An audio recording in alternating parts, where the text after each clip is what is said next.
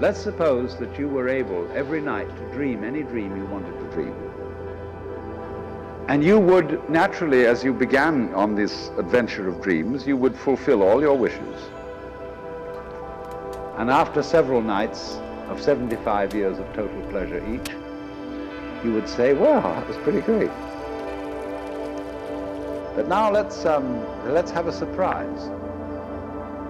Let's have a dream which isn't under control. Something is going to happen to me that I don't know what it's going to be. Then you would get more and more adventurous. And you would make further and further out gambles as to what you would dream.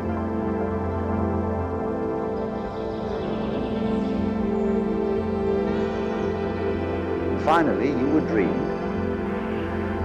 where you are now.